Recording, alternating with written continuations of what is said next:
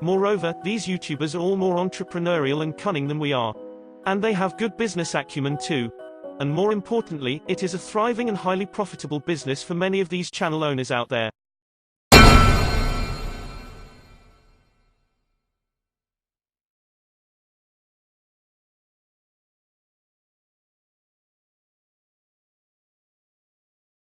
My first port of call, of course, is the owner of the channel SPBB Lover, as he was obviously present in the background with his narration during the badly acted out rescue and treatment of Janet. Oops. Wrong page. I gathered he's still running at least 2 to 3 separate Facebook pages, all with different profiles. Here's the right one. Nothing really special, so I scrolled down. Behold, here's the first piece of jigsaw I was looking for.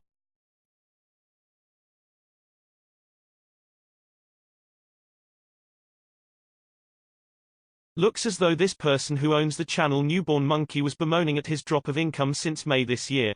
So what was so special about his channel in May? Wow! Let's find out. I see, tormenting the orphan Santa brought this channel owner insane number of views, and in particular this video of bathing Santa brought him a windfall of ad revenue. Considering the highest paid profession, a doctor in Cambodia earns about $15,000 a year, he has managed to earn 1/3 of this in a month by getting a baby monkey to work for him. All he did was to sit back and set this poor creature up while letting the camera roll. I gather that Santa was confiscated by Wildlife Alliance later as people complained about these videos. Consequently, he and another dozen cameramen lost their cash cow and their income dropped back to probably a few $100s a month again, which is still a very large sum in Cambodia.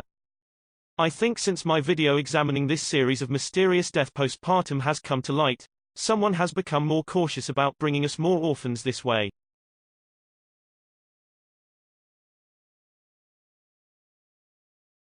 But Alita, Sabrina and Santa have brought these several dozen channels tens of thousands of dollars in ad revenue already.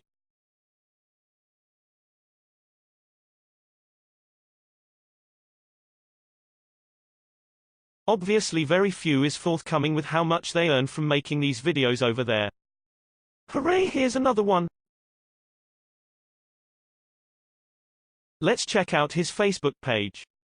So this particular cameraman is part of the party over there in Battambang. Do you recognize any of these names? So here's another piece of a jigsaw. His channel brought him just over $1,500 in July alone. Hold on. He also films in Angkor too. And this one from Angkor wasn't doing so well then. I suspect it had been demonetized. Just like another channel owner lamented in the comment section. So my speculation is correct that they own multiple channels to spread out the risk as well as for earning more. So he is one of those early parties who began filming in that nondescript temple in Battambang province too. His channel was also involved in filming Kaya's demise.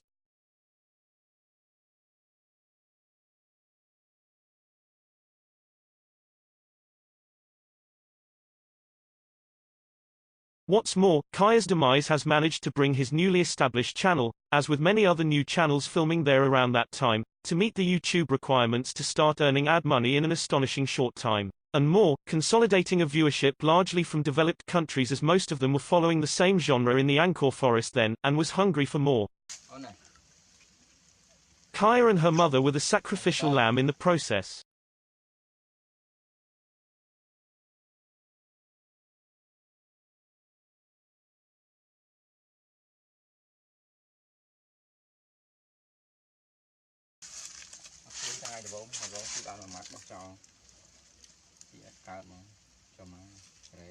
Viewers did smell something fishy there, but were powerless to do anything about it. And sadly for many of them, they were simply hooked onto this tragedy rescue drama genre to think about it.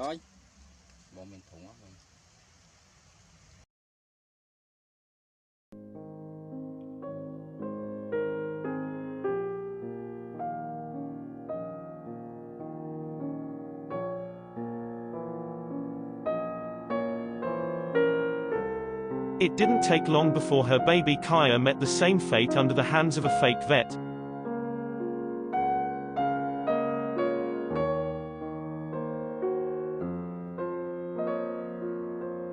So the family's no more.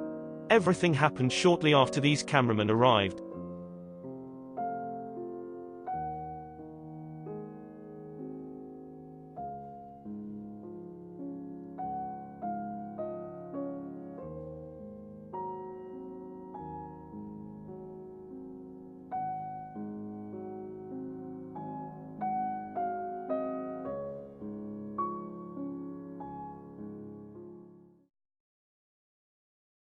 So by the sound of it, this particular cameraman has heeded the call of running multiple channels and putting drama into them,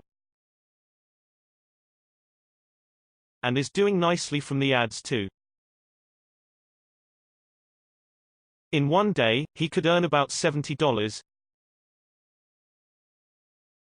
and nearly $90 from the two channels he's shown respectively. So in a month this October, his combined earning could be around $3,000 to $4,000 from these two channels alone. But he obviously has more than two channels. The other thing we have learnt so far is the importance of creating real dramas, not just clickbaiting titles in order to boost the earning of a channel several times fold. But regardless, their life has been transformed immeasurably. Nice gadgets, costing several $1,000s altogether. But more disturbing is the business-like mentality behind all these channels.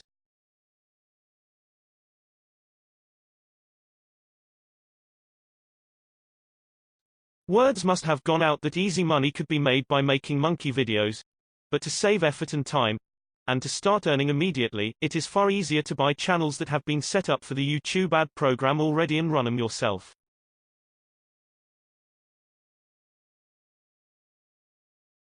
Yes, everything really is about the money these monkeys can bring to them.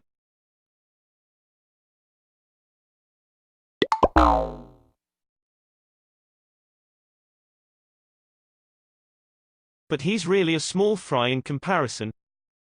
Earning up to a few $1,000s perhaps is enough for most of them. There are bigger players around who makes more, and a whole lot more in 1 month. And I think I have found who this very rich person is, after repeatedly seeing similar ads to sell channels to prospective buyers on these Facebook pages.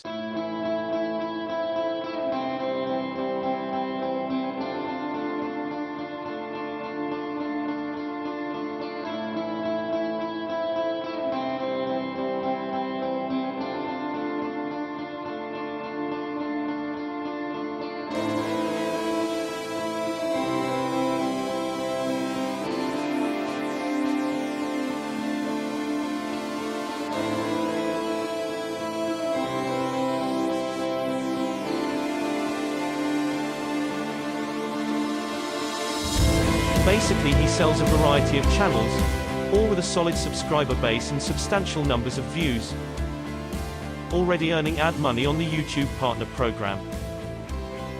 The asking price is from between $50 upwards to $1,000 depending on the genre and its earning potential.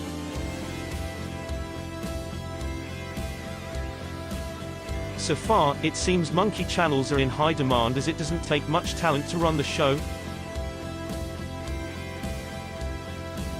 As these semi-urbanized monkeys are abundant and easy to film, all one needs is a camera or a smartphone, and the ability to tease these poor creatures with a miserly lotus seed, and they'll do the job for you.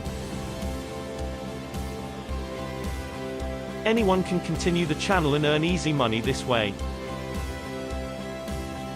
And it looks as though these ready-made, already earning channels do sell fast, and earns him good money too. People must have heard how profitable these Cambodian monkey channels could become and are willing to pay to save the hassle and time to build one up from scratch. After all, these channels are already earning even if one does nothing with it. It must be good investment as attested by the large sum of money involved. All it takes is a bit of work to get it flying again. Besides, he has the know-how to push the traffic for your channel too. Not only does he sells channels, he owns plenty himself too.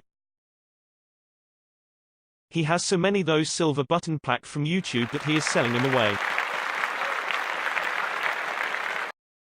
However, his preferred genre is really about animals.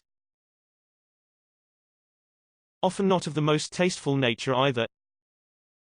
Even some of his own successful channels have caught the eyes of YouTube too. It's not humanly possible to run all these on his own. He has a team and recruiting two to work for him, and they are based in the forest of Angkor. See what they think of these baby monkeys.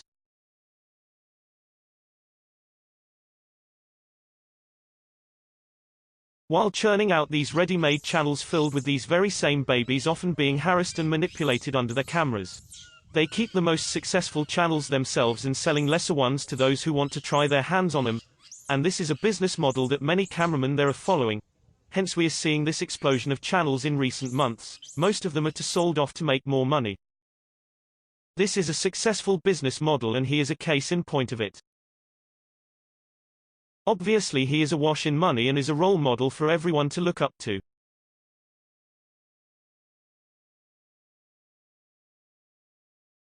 So much so, here one of his followers just did what he does to get extra dosh. Selling off a lesser channel he has farmed.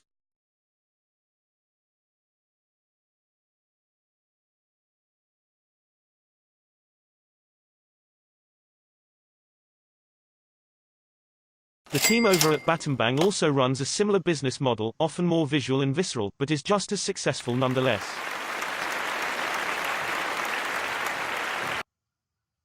The two are business partners and they often meet up together. The person in charge over there is so proud of himself, he likens his production to a Hollywood studio.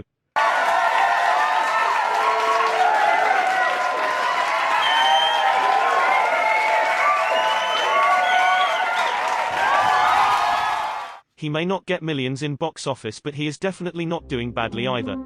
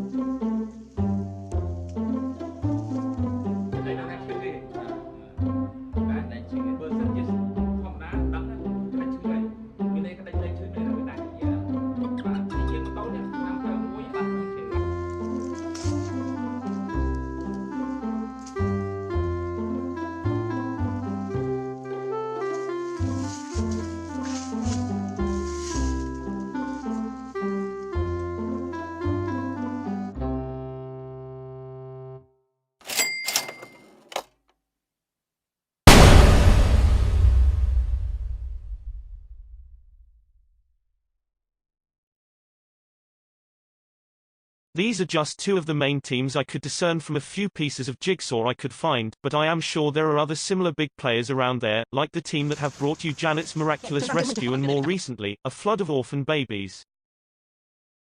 They are all doing well financially from the ads these videos bring. A channel of less than a year's standing could bring in excess of $1,000 a month, and most of them own several.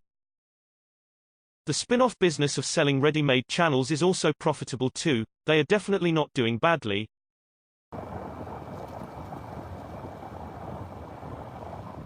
Just look at the flashy motorcade and the brand new Apple laptops they all sport.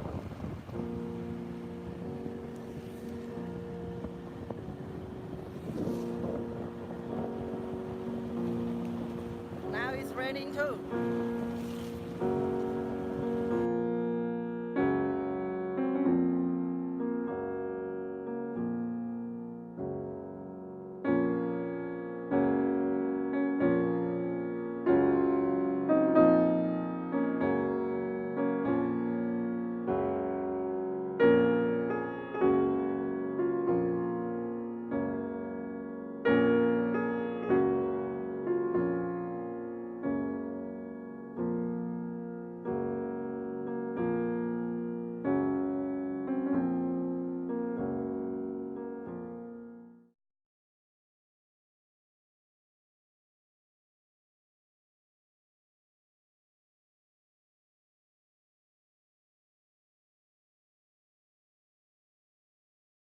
First of all, drama is rare in nature.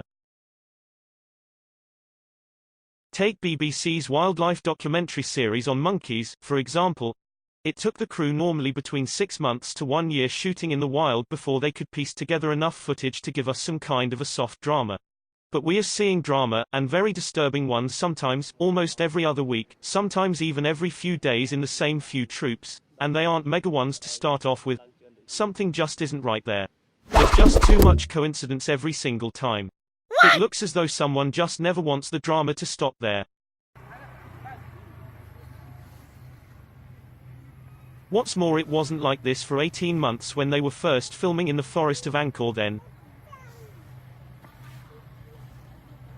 The monkeys were just minding their own business and doing what they've been good at.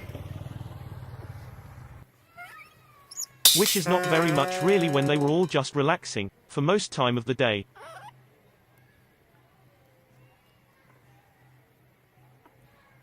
Look. One of them even knew how to give food to them and let the monkeys sort it out themselves.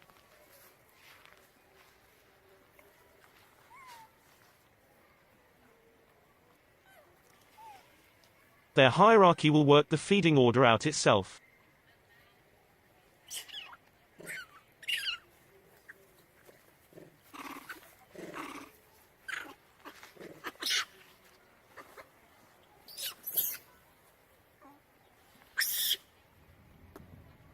Infants and babies rank at the bottom and they can only have whatever is left behind if they are lucky.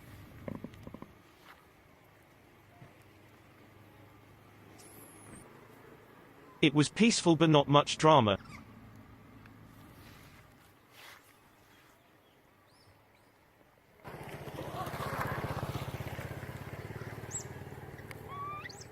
And if you give them enough food, no one even bothers the lowly ranking little ones.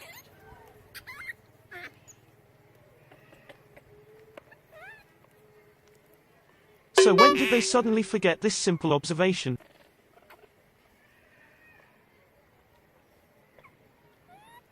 Tropical fruit is so cheap in a tropical country like Cambodia. When did they become so poor that they could only afford to feed only 1 or 2 babies selectively?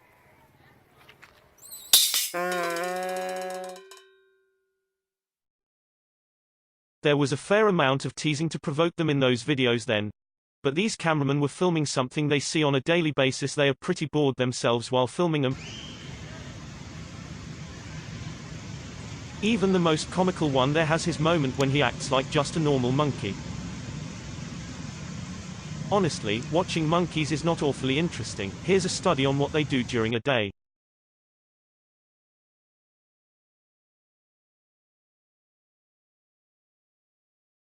Not much, right?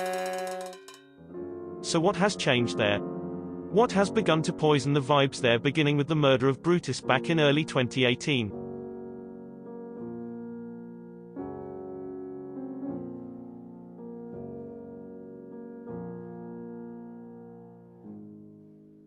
One last note though, I believe there are still some good people there filming and running those Cambodian channels, but it's so hard to tell them apart from the rest from the several hundreds there are now. And money corrupts. How long could those people be able to hold themselves before trying to get onto the gravy train? This episode is going to upset a lot of people running those channels there. But I felt it has to be done after watching Kaya's mother's demise for the very first time while investigating this. That's just so inhumane, the way her whole family fell apart. They all know one another one way or another. They are all complicit in some of these animals' maltreatment. This episode might cost me my channel, for I have just ruffled up at least several dozen people's feathers there. Some of them are computer savvy. Indeed, I had received threats from these people in the past when I raised my concerns about the roadkill back in 2017. This time they might actually come to do it. But if these people in Hong Kong would risk their career to support in something they believe is right, I think losing a few $100s in pocket money is nothing in comparison if these unethical filming of monkeys could be brought to light.